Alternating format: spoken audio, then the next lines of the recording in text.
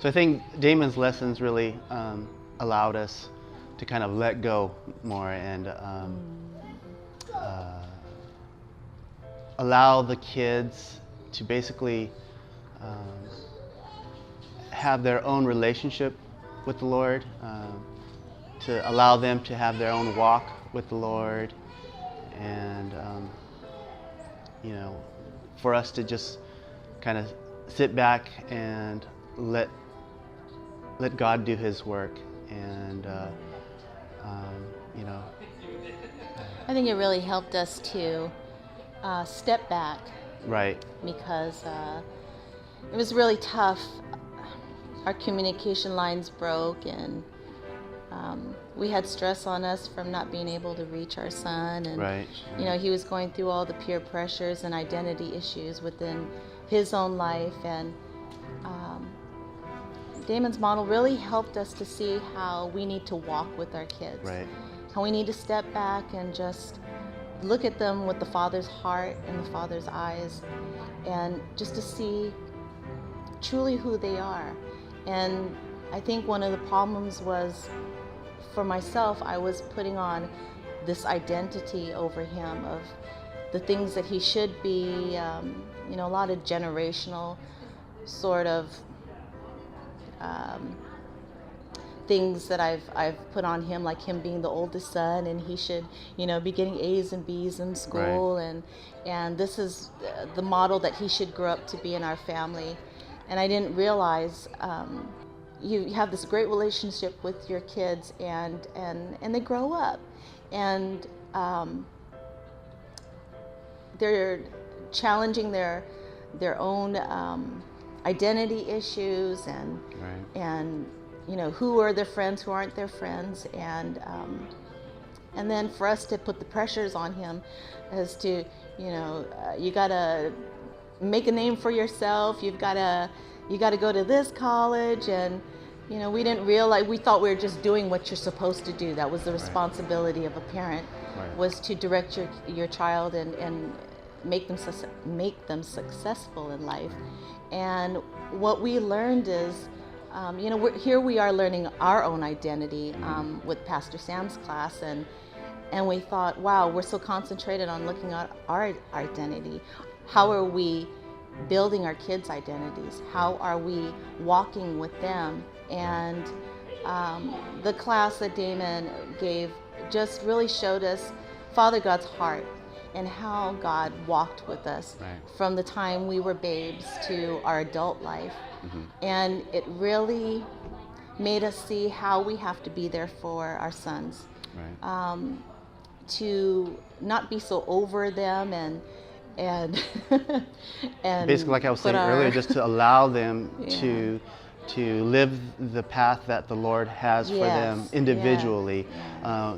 Talking back earlier, like we had all these expectations and how we thought things were supposed to be, instead of just stepping back and know that the Lord has His own path for them, His Right. own individual Right. path for each Right. kid, and it may not be what we expected, but to go ahead and just let go and let them live in the Lord's hands, and have faith that and trust that the Lord is going to guide them in the direction that He wants them to be, not maybe necessarily what we want them to be.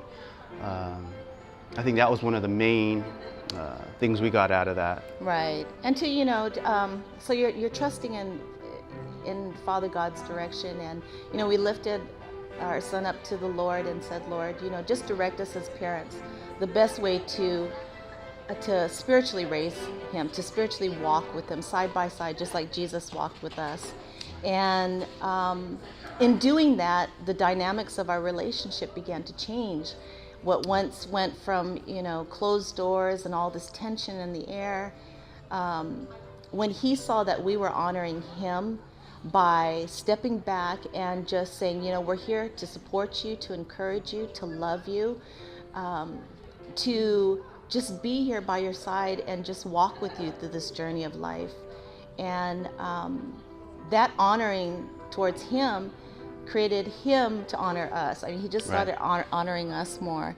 And he began to just open up a little bit more. He would just say, I love you more often, and there were more hugs and kisses going on. And he really transformed because he was free. I think he got that from us, that he didn't have to be confined into this identity that we thought he should wear.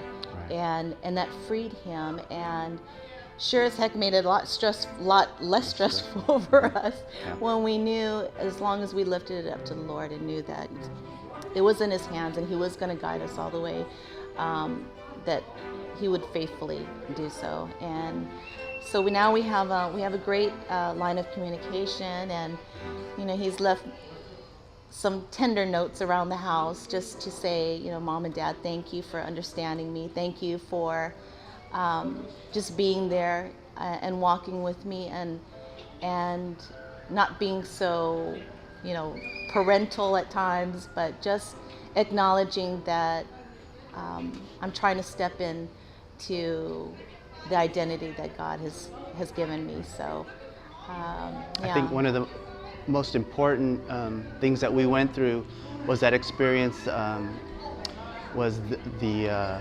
lesson we had with you, Damon, where we basically had to, as parents, humble ourselves a little bit and walk with our kids.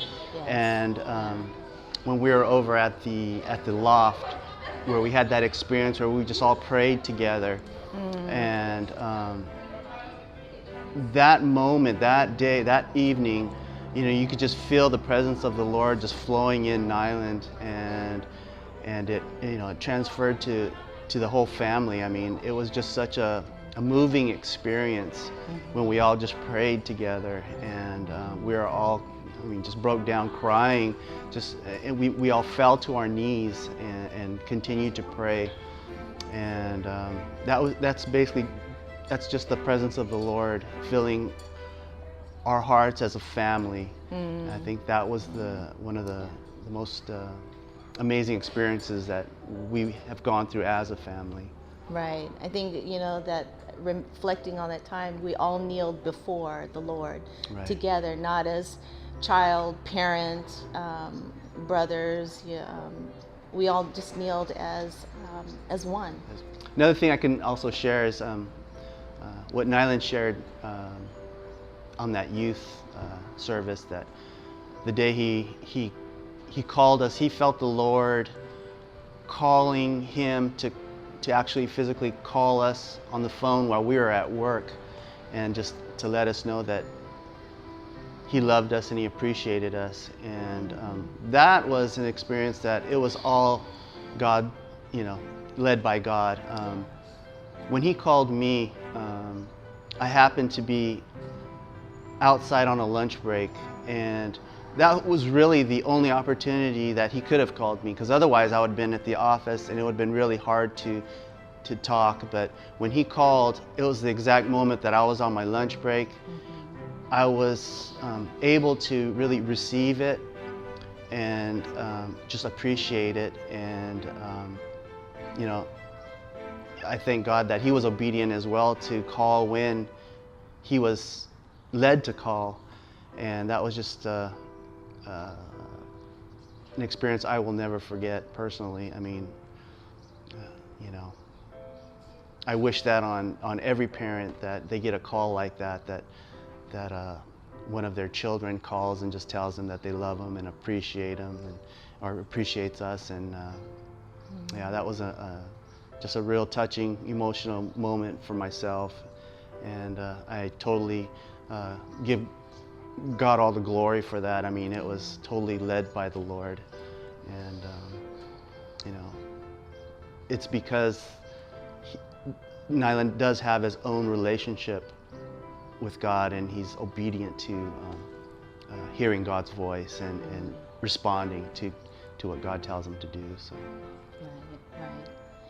And our youngest, who's 11, is watching the journey of our 17-year-old son. Right. And when he sees the dynamic of how, when we place God before all of this, and really just when he sees how we exchange our just conversations with Nylan, and how we talk to Nylan differently now, not at him, but we talk, with him, and I'm sure it's impacting Noah. Noah even will run to us now and just be like, Mom, Dad, I love you. Yeah. So it's been this class has created tremendous healing in our family, for us to come together as one, and we're just so appreciative to Damon for that. I think it all boils down to just being obedient to when the Lord calls, to hear His voice and to respond.